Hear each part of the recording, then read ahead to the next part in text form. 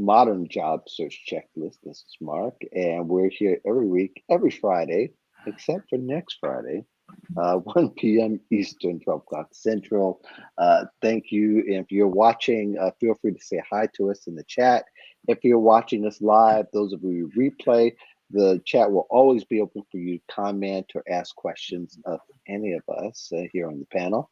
And I want to welcome Damon Birkel, who is my weekly co-host. How are you, sir? Good, thank you. Good deal. And of course, this week, as we most of the time we try to do, we have a guest. Brad Minton joins us. He's the co-host of Your Career GPS podcast, and actually, he's Cassie's partner, who we had on a couple of weeks ago. How are you, sir? I'm doing fantastic. Thank you both for having me. Good deal. And what part of the states are you in, or are you in the states? I'm not too far from you. I'm right outside of Detroit, about 15 minutes from Detroit in Ah, Michigan. yes. Okay, yeah. I used to live in Lansing, Michigan, so I Yeah. I know I know Detroit fairly well. Okay, this is great. And there's a lot of things going on in the career world. It was hard to focus this week. So if I get a little off focus, just bring me back. I apologize. We're just trying to make the best of everything that's going on out here, try to get everybody the best information as possible. Again, we're willing to stop what we're talking about to answer any questions you may have or any concerns. So Mm. feel free to say hi to us, ask us questions, and we are just going to start off to kind of get the conversation going and get your minds turning regarding job search and what's going on with you. Probably the first thing I'm going to hit is talk about your best advice of getting employers' attention. And the reason why I brought this up, because there's a lot of people who are concerned about visibility, is uh, from those who are always blaming the LinkedIn algorithm on LinkedIn to just being able to get in front of employers. Well, of course, the whole idea of LinkedIn, for at least a lot of us and most of and all of us here, of course, is to be able to hear what employers are saying and be able to give advice according to what employers are doing. So, Brad, we're going to start with you from what you're feeling, and you can give us the young people's perspective uh, on the best advice in getting visibility, especially somebody who might be just starting out for the first time. I'm sure some of those challenges come up from where you're coaching and Yeah. advising. Yeah, no, 100%, 100%. I think this is a really, really great topic to kind of kick things off with. And, again, kind of coming from my background, my population that I really, really love working with are the young folks, the Gen Z students, new graduates, those that are just venturing into their careers. And this is a real, trouble spot for them because now Hmm. they're shifting from this world of everything kind of being centered around their personal network, social media, their friends, to now kind of having to restructure their minds to consider how they look in a professional sense. And so Hmm. there's a little bit of a shift that kind of takes place there. When I'm working with young folks, one of the things that I um, really work on is kind of diving into what makes them unique. I use the word Hmm. authenticity a lot Mhm. because I I've always kind of approached things from a standpoint that they're the person on your right and your left are going to have probably the same degree as you. They're going to have the same credentials. They're going to maybe have worked in similar positions or have similar job titles. There's a lot there that's going to be very, very similar when you look across candidates. And so, Hmm. really taking a strong inventory of what does separate you, what are the connection points in all of those things. I think one of the things that I talk about a lot is what's your why. If you really Hmm. understand not just what you do and how you do it, but why you're doing it in the first place, that can resonate on a very, very deep level when you are, going into a networking conversation. If you're connecting with somebody on LinkedIn or you're going to a job fair, they'll remember that a whole lot more than just, oh, I got my degree in such and such. Hmm. So that's a really, really big thing that I try to get people to jump into. The other thing that I really think comes to mind here when I'm talking about this one is, being kind of young and sort of being the new kid on the block coming into the job market is Hmm. intimidating. It's very, very intimidating because Yes, and it is. especially I'm working with 18-year-olds, 20-year-olds that are coming on LinkedIn and going, oh my gosh, I don't belong here. Look at all Hmm. of these people and what they're accomplishing and everything. It is terrifying. And Yeah. so, and I know that because I've experienced that too. I think anybody can experience that or relate to that in Yeah, some we've way. all experienced at some point on our connections, right? Right. So one of the things that I always kind of let them know too is that just because you're young and maybe lack experience doesn't mean that you don't have value. And I think it's Right. really, really important to take an inventory of um, how do you change the narrative on that? How do you take being young and sort of shifting it and turning a liability into an asset? you Hmm. know so like, are you inexperienced or are you untapped potential? It's kind of like, take your pick on how you want to frame it. But Hmm. if you really embrace what you have there in terms of, I'm ambitious, I have a lot of energy, I'm eager, I will learn anything in 6 minutes. you know Yeah. these assets that young people come with that a lot of times they don't think are assets. I think Hmm. it's so important to really, really hone into those things. Yeah, those are great points. And Mm. probably, Damien, it would be opposite of a lot of people, perhaps, that you may even work with, where they're afraid of visibility, but for entirely different reasons. Yeah, and I always coach them to not be afraid, have a robust and complete LinkedIn profile, but some of the some of the concerns that I hear at professionals in transition, one is age. They're afraid that if they put a good picture on their profile, ageism will creep in. I don't Hmm. agree with that. Another is color, in Hmm. that there's a feeling that the person will get screened out. Hmm. Um, there are a number of reasons, and then there's the people that no matter how hard you try to explain to them, they don't want to put their picture up online, and I respect that. But the bottom line is, going back to what was being said, you have to make it easy for employers to find you. That's Hmm. your job, not their Right. job.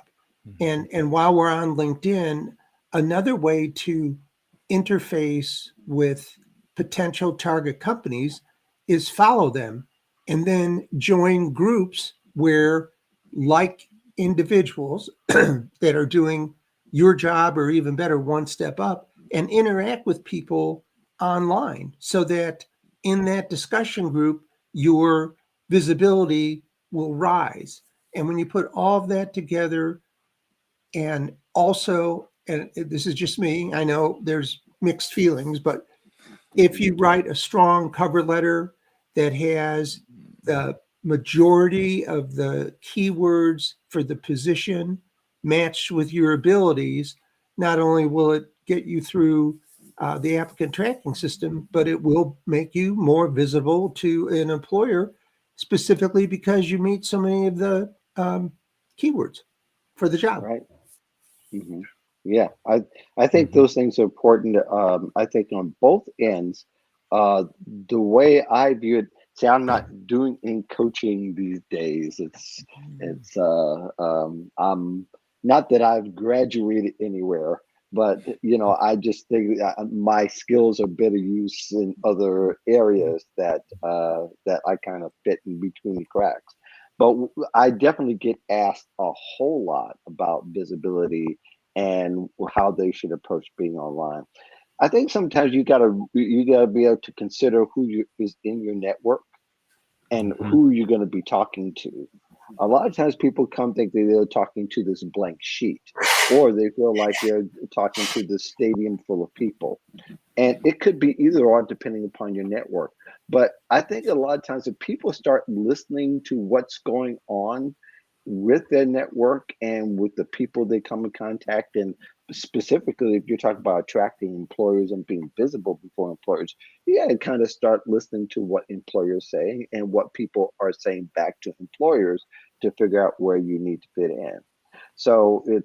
it's a three-way dialogue. You have people talking, and then you need to chime in at some particular point to be visible. You can't be visible by not saying anything. Unfortunately, the LinkedIn algorithm, if we were to go there, just won't recognize it. That's just basic 101. But a lot of times you get a lot of intel by listening. Not, and I think that what really that's the thing that started me to really start commenting and jumping in. I start listening to what's being said, but I start listening more to what's not being said. And then I was able to start to find my way to become a little bit more visible. And in fact, I think when I realized it, I had been 7 years, 8 years, 9 years in LinkedIn already, spending most of it being a voyeur and a stalker for the most part. Uh, and then when I finally chimed in, it's like, oh, people are kind of listening. Okay, let me see what else. And there's some things I may have regretted, and not that I said anything particularly wrong, but I said I could have probably done it a little bit differently. I definitely wouldn't have commented the way that I started out. But all that to say is that I think a lot of times you absorb. It's the way I walk into a room. I do a lot of listening first before I start talking, unless I'm talking about it as I walk in, which is another way to look at it. But yeah, I think that people they get deterred because they hear people say, and they get caught up by the aesthetic part of it, which is, people liking other people and saying this person's great and that person's great, and people get caught up in that. But that's not nearly all that it is. A lot of it, people are just now. The culture is a lot different to where people are just expressing themselves, and if people want to chime in, that's great. If not, they put it out there, but that doesn't mean if nobody responds to you, that doesn't mean an employer sees.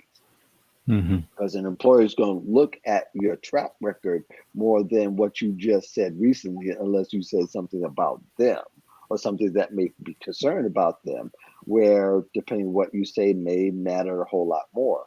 But all of that makes a lot of difference. But I think, Damien, you hit on something that I think we talked about back in the day, that a lot of career coaches, and I think I was one of them, Mhm. that said that you got to be careful what kind of picture you put out there because that may age you. Now I figure is your photo is the perfect filter for all things bias, because why would somebody contact you if they didn't want you? They wouldn't contact you just to say that they don't want you. If nobody, you know what I mean? There's a shift. There's a shift in thinking, and unfortunately, there's a lot of us that got caught in that track, as far as what we need to say and what we need to accomplish. That, yeah, you need to put your photo out there so that the people who don't want you will just go past you, and people who do want you, it's going to be based on what you put out there and what kind of value you have. Brad, I know that that has to do with young people as well. The young people may think that somebody's going to think something of them, and they'll just pass you up, really, if they are, because young people, I know they can be really, really cruel on purpose just to be cruel. But all that to be said, most people, they're just not going to judge you, or hold you to judgment, and tell you that they judged you to your face because they passed you up. Yeah, and I really, really appreciate the perspective about being able to look at it from two ends of kind of like, does too much um, time and experience, does that hurt you, or does too little hurt you? And it's two different sides of the same coin where there's a lot of fear and apprehension about really Mhm. showing your hand and really being able to kind of put those things out there for potential employers. And Damien, I really loved your point, really about how to leverage LinkedIn in that way. And I was literally just having a conversation with a client the other night about how for them kind of just venturing in and getting accustomed to the platform, yeah, while it can be intimidating, you can think about how to crawl before you walk and how to walk before you run, and really just start just entering into the conversation, trying to get into the party, sort of speak. And that was kind of what you were saying. It was just, find where people are congregating at, find other people that care about what you care about and are driven to help who you want to help, and start hearing what they have to say, really learning and kind of getting your ear to the ground about what's going on in your industry or what's going on with that company, following those companies. And, I was telling him, I think one of the best things you can do is just start finding some employees of the companies that you want to work for, and taking an inventory of what are they posting, what are they sharing, what are they commenting on, and then jumping into the conversation when you feel ready, because I think those are great ways just to get a pulse. Mm-hmm. Agreed. Um, Yeah. Another thing that you can do, and it is intimidating, but if you're new to the job market, God knows you've written your fair share of papers pulling information from all sorts of different places. Um, you can publish on LinkedIn. Mm-hmm. You have that power. And um, and I'm not one to talk, but, write it first, correct it, and then publish it. Because again, people will read what you write. Um, be active on your LinkedIn profile every day. Um, so that again, you go with the flow, you keep up with the news, and continue to push forward. Again, LinkedIn is like taking a pebble and throwing it in the water. I mean, the ripples go everywhere, and eventually they're going to intersect with another ripple, and you then have the opportunity to network with this person either online through Zoom or in person. Yeah, I really agree. And maybe even if you're a recent grad and a young graduate, and you know, it, that could be defined in many different ways. And these days, it can be defined by, it's not defined by age because older people are graduating from colleges just as well as young people. But I think Brad, you work in a career services for a school, or you did at one particular point. Is that correct? Yes, yeah. I similar to Cassie, who I know you had on here pretty recently. I Hmm. spent probably about 10 years in higher education and working in career services, and up until last year, was with a university in their career services office.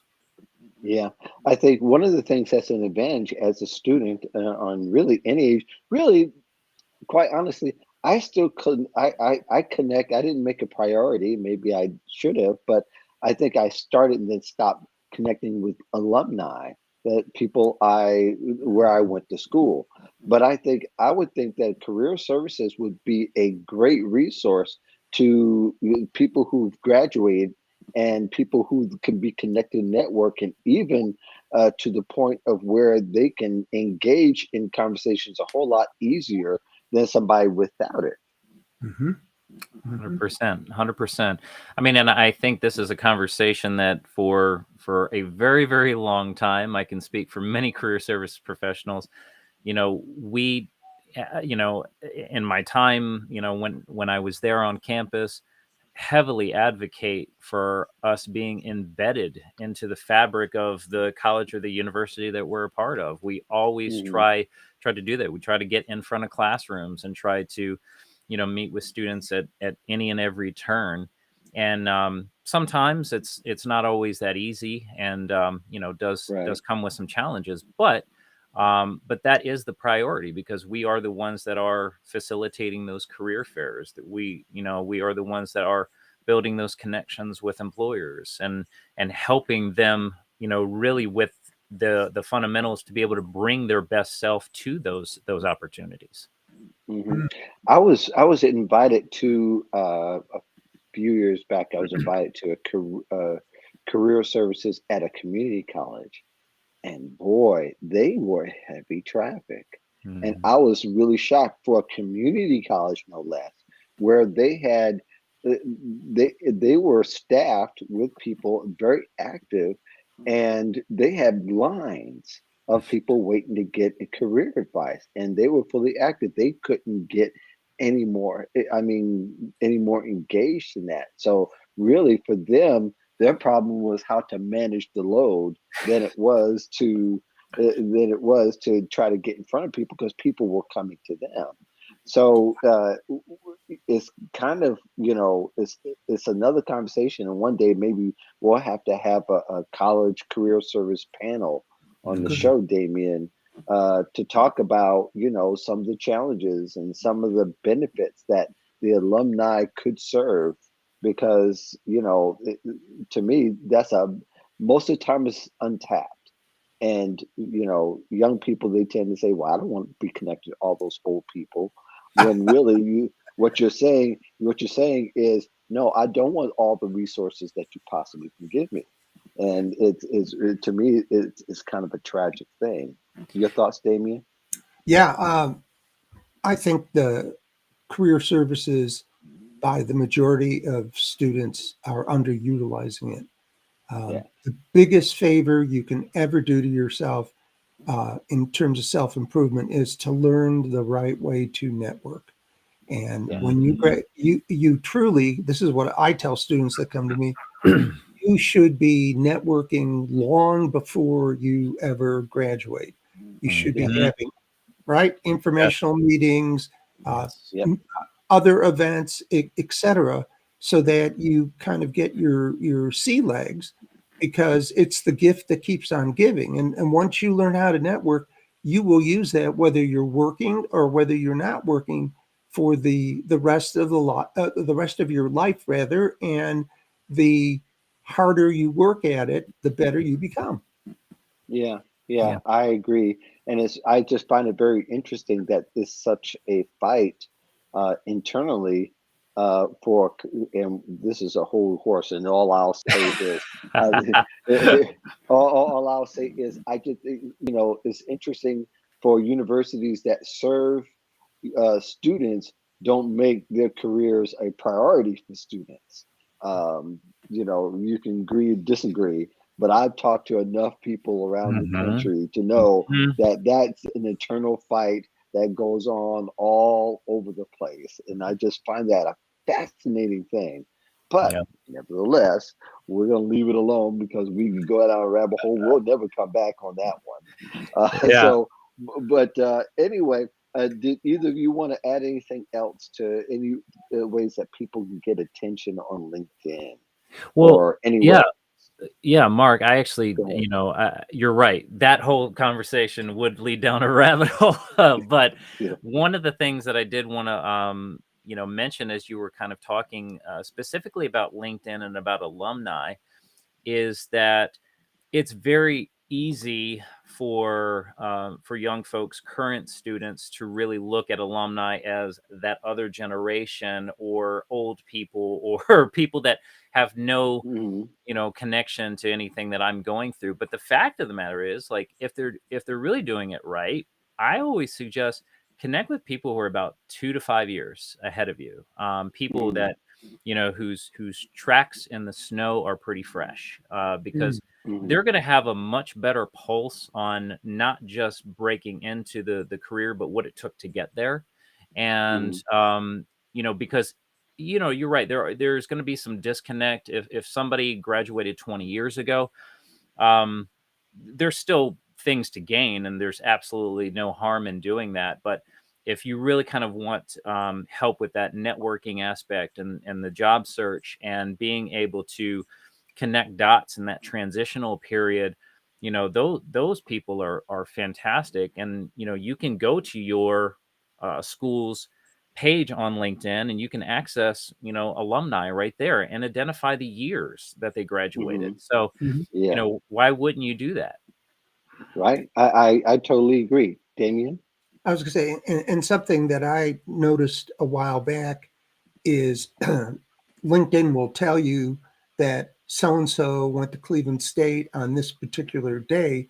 And so you already have an automatic opening there, which Mhm. makes sense to utilize. And I want to bang the drum one more time. I would say easily 75% of the pictures on LinkedIn are not doing you a favor. Um, right? Right. Right. Yeah. Uh, I mean, Yeah. and that's another whole show. Uh, Yes, it is. but take the time to have someone give you or take rather a good professional headshot for you, and also use LinkedIn's features for you to edit your profile, because a Mhm. little bit here, a little bit there, the way that it's slanted, you can do all sorts of things to make it look professional. Because again, if you're going to use LinkedIn for the rest of your life, start your profile out the right way. Mhm. Yep. Yep. Completely agree. And I really think too is I think back to when my oldest son graduated from college. Um, After the graduation, I remember took we took a bunch of them out, and there's others that followed, but there were about 13 of them that we were going to treat out at a fairly decent restaurant. And my son came over and he said, those guys back there, don't worry about them. They're ballers. And I looked at him going, okay, I knew what he meant, but I was looking at them and listening to some of their conversation. They were talking about their older mentors. Mm. I thought that was a very interesting. I said, them being ballers and being connected. And I looked at two who my son prefers to be connected and look at his professional mentors. They're all older.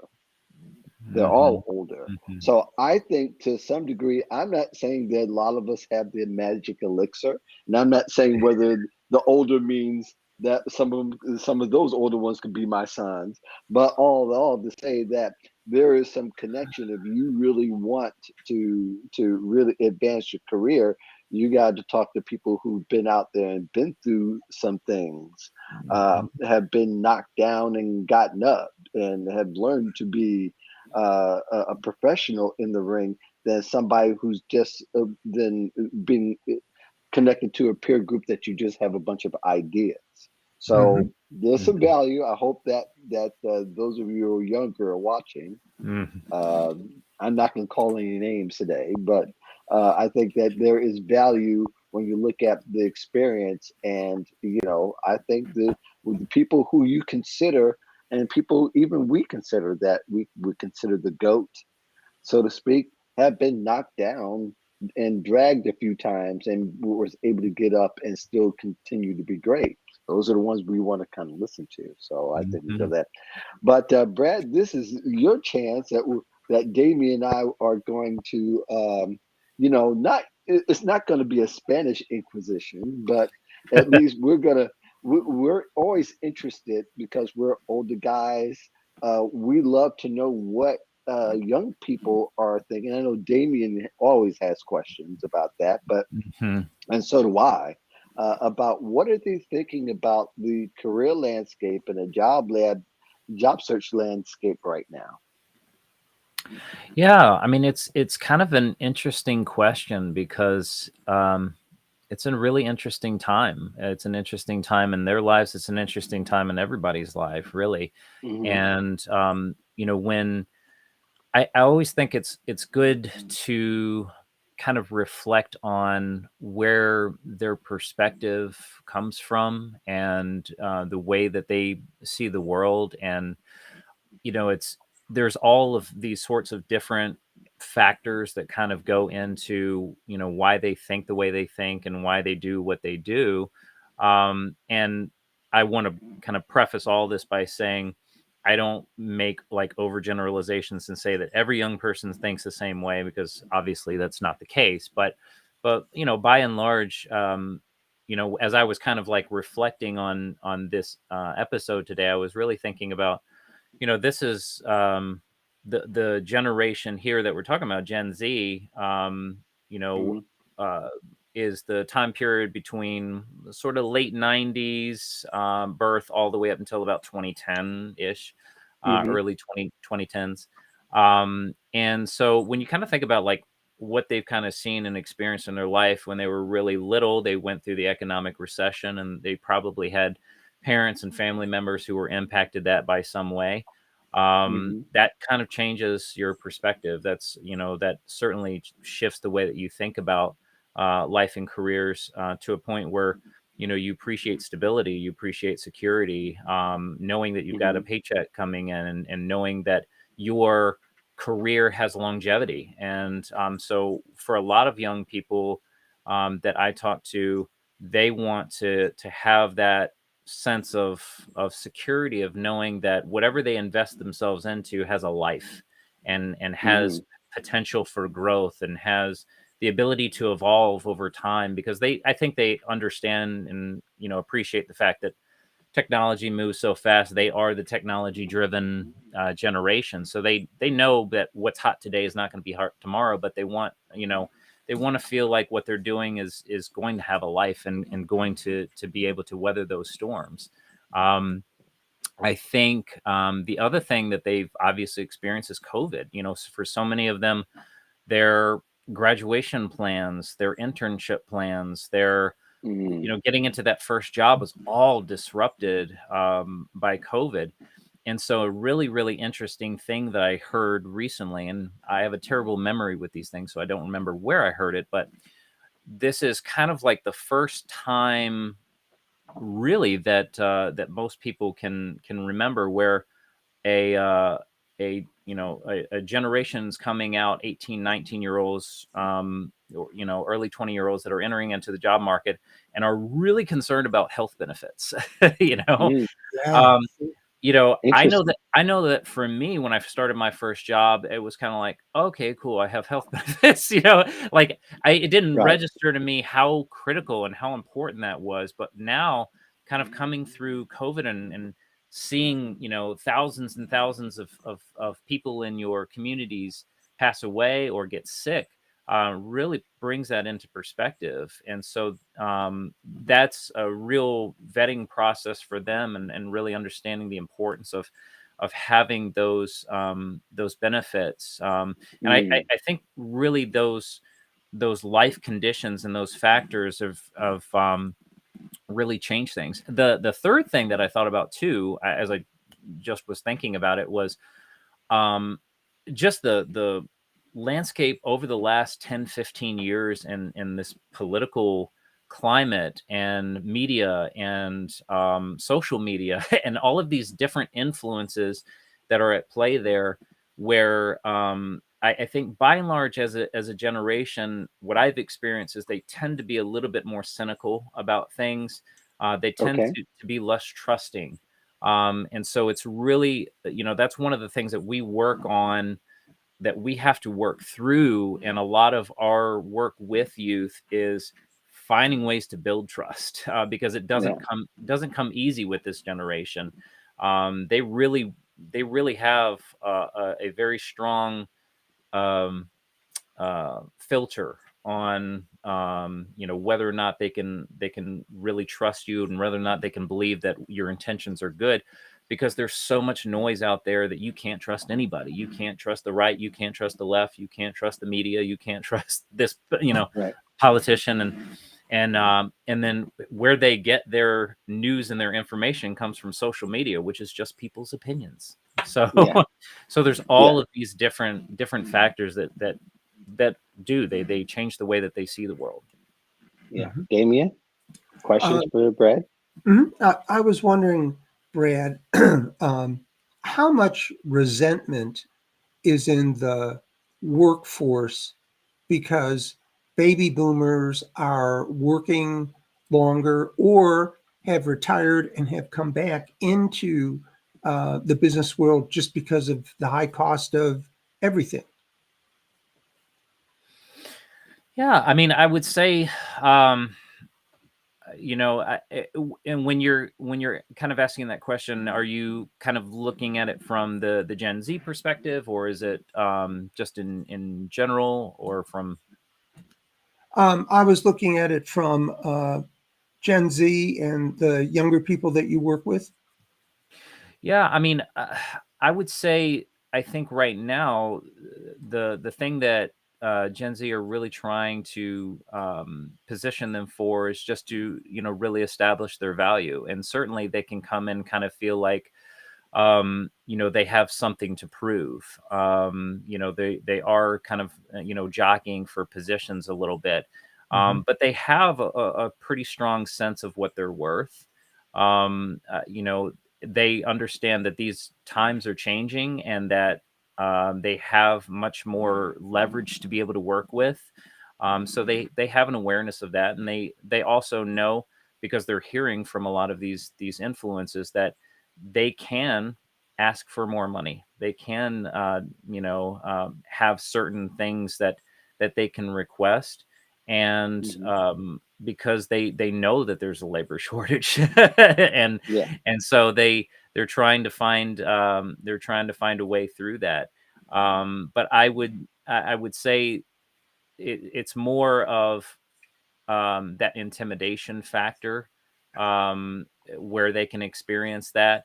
That is their perception of, I'm the new kid on the block, and I really do need to, I need to prove myself. And I think that's pretty normal and pretty natural, just to kind of come into a situation and know that, I don't have the experience to leverage, and so it certainly can be intimidating. Hmm. Mm. So, and I'm positioning this question a little bit differently than maybe you've even heard before. But what do you think they're learning in their learning approach? Do you think they're learning more because of the content they're getting to what to do, or are they learning more, or they're learning a lot from what not to do, from what the mistakes of the older generations have done regarding careers? Say that again. Okay, so there's the school that I'm thinking that maybe they've learned what to do from the content that they read or the content they get, or are they stronger from learning from what not to do from older people and older generations about and how they approach their careers in their approach with careers? Well, I think it's a little bit of both, and I think it's certainly a situation um, where one of the things that they are coming into, that they really, really value, is a Hmm. supportive work environment. And Hmm. they want to know that, employers are not going to look at them as just labor, and they're going to see them as an individual. And so Hmm. they really have this intention of kind of coming in and being seen as a unique individual contributor. And so Hmm. I think a lot of that, really comes down to, you know, being able to um, being able to say and feel confident in knowing that you may not approach your work in the same way that previous generations have done, but that doesn't mean that it's wrong. And that doesn't Right. mean that you can't do it Hmm. that way. And in fact, Hmm. there's a lot of evidence to support that that's not the case at all. I mean, just look at the shift between, working in office and working remote. I mean, and all the data that's coming out about how, there wasn't this great loss of productivity that people assumed would maybe be the case. Hmm. So I think they have this awareness that they're not going to approach work the same way, and they're going to use different sets of skills and different modalities, and find a way to streamline and be efficient and utilize all the things that we kind of talked about before, that they have at their disposal. They're very tech savvy. They learn quick. Their turnaround times on things are very efficient. Um, and that's not necessarily a liability for them, as long as they're coming into an environment where an employer appreciates that and can embrace that, and just say, I'm gonna let you kind of put your own personal twist on this. Hmm. But if it doesn't work, we're gonna interject. Yeah, yeah. I think for young people in general, including my generation and the generation now, is the reality when responsibility really hits you, and that that nobody else's name is on it, what are you going to do? That's a reality that think that hits all of us. Damien? I was wondering, Brad, with you hear and read and hear about the Great Resignation. How has that impacted the folks that you serve? Yeah, I mean, I think a lot of the individuals that I'm working with are just getting in and just kind of getting started. And so for them, their process is obviously kind of looking at things in a slightly different lens. And they understand that there's a lot of moving parts right now. And that Mhm. it, for them, it's about being able to come into a situation and try to establish some credibility and try to differentiate themselves. So, by simple consequence of who I'm working with, a lot of them have very little experience or not a whole lot at all, if any. So. That their perception is really just being able to look at the fact that, hey, if there's an opportunity out there, um, and people are moving around, that's leaving space for me.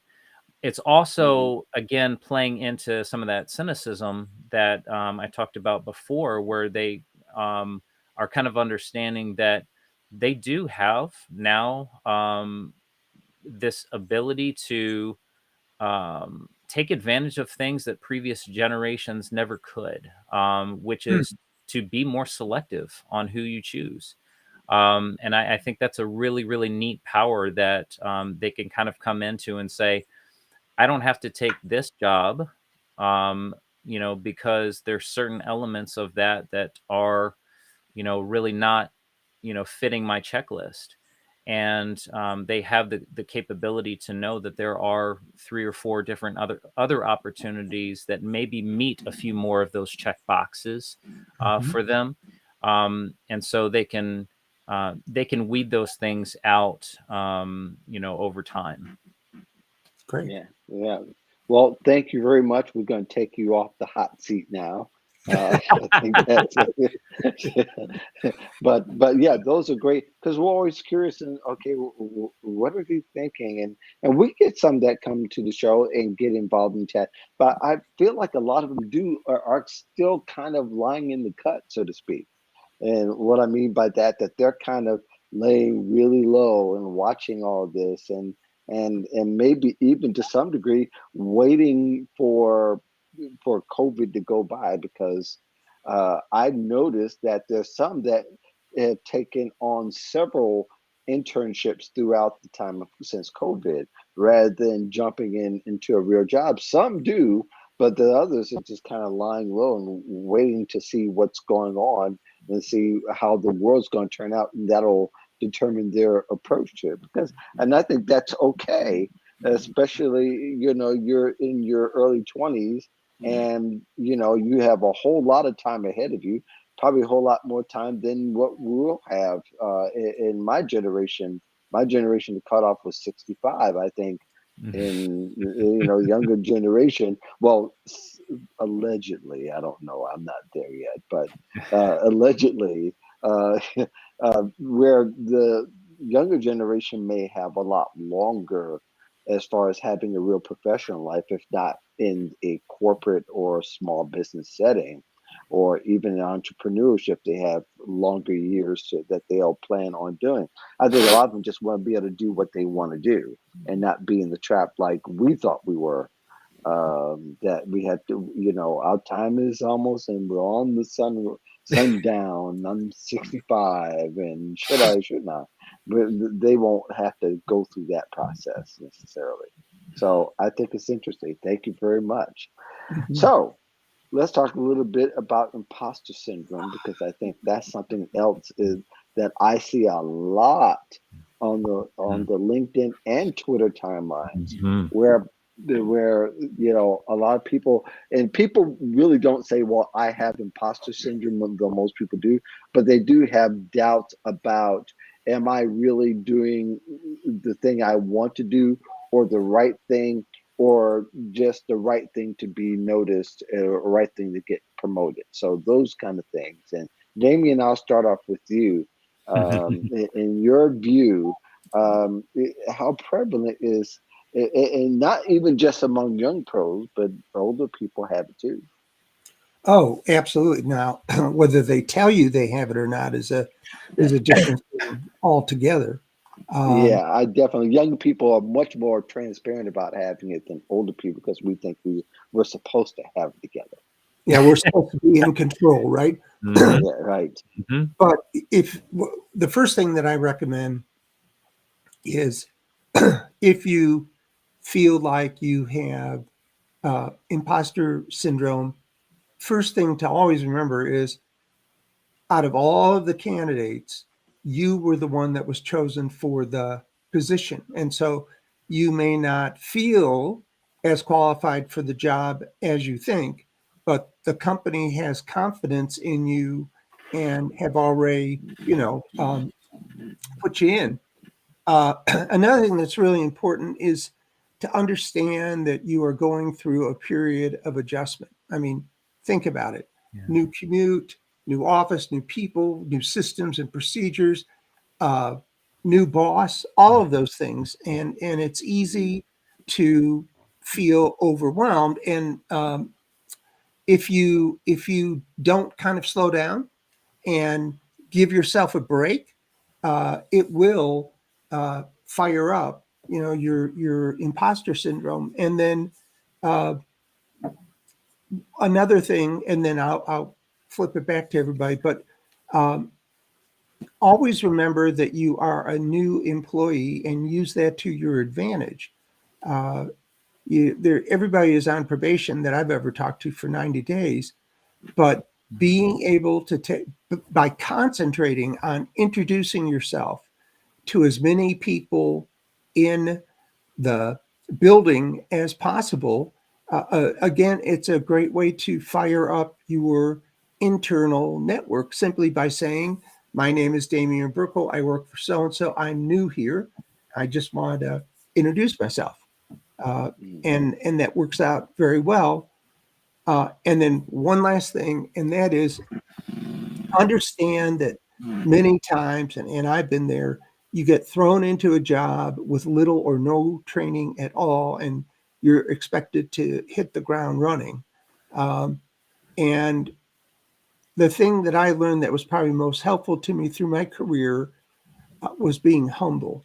And what I mean by that is, whether I had a VP title or a counselor title, people get work done through an organization. Your challenge is to find those people, because many times the people that get the work done isn't reflected in the org chart. And Mhm. I have found that by going to the person that does the job and asking them for help, it gets a little bit it takes a bit to get used to. But once you learn to ask for help, it empowers you and it actually makes you more approachable in the eyes of your boss, your coworkers, and upper management.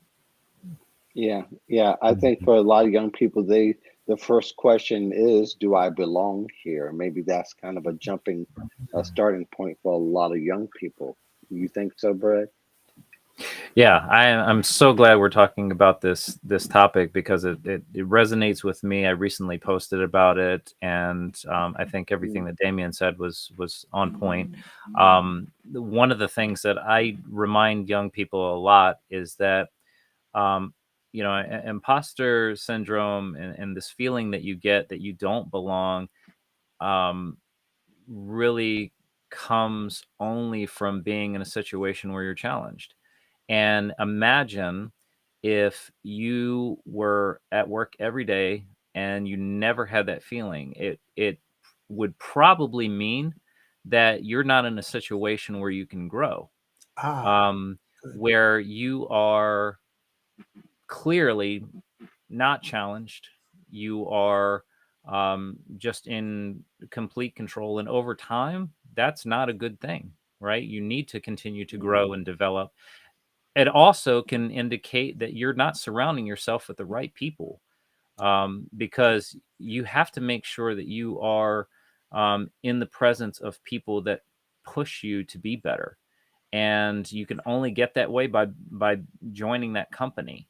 And so one of the things that I have experienced many times, and I've been experiencing it a lot lately, I experienced it when I transitioned from community college to university, when I transitioned now from the university that I was working in into an intermediate school district.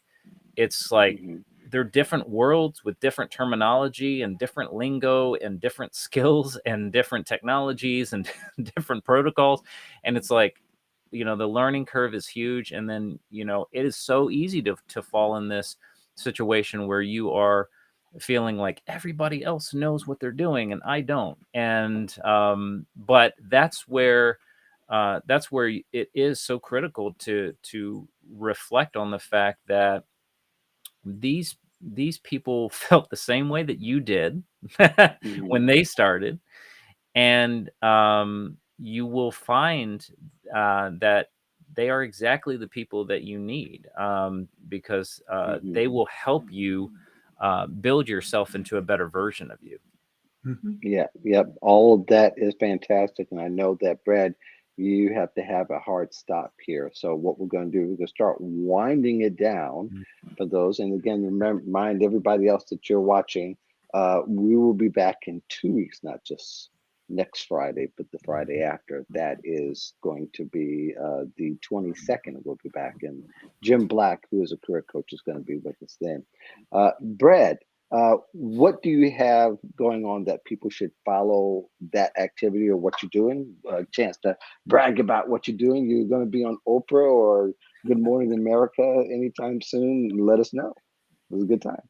Yeah, I actually do have Oprah lined up. No, I'm just kidding. That would be an interesting day. Um, That would be. No, I have a few different things that are in the works, not all of which I can really provide a whole lot of detail on right now because they're Okay. still in their infancy. But obviously, the podcast, Your Career GPS, is still going, producing episodes every 2 weeks. Have some great guests lined up over the course of the summer. So really looking forward to that. And one of the projects that I have been thinking about and really getting some ideas together is Hmm. really a show similar to this, but really focused on sort of those college to career or the post secondary to career hacks for young people, Okay. and All really right. kind of like getting into what are those things that you probably didn't feel like you were taught in school, Um, and how to navigate through those challenges, like LinkedIn, like connecting with alumni, all the things that we Excellent. were we were talking about. all Awesome. Fantastic. We'll look forward to that. Damien, what you got going on?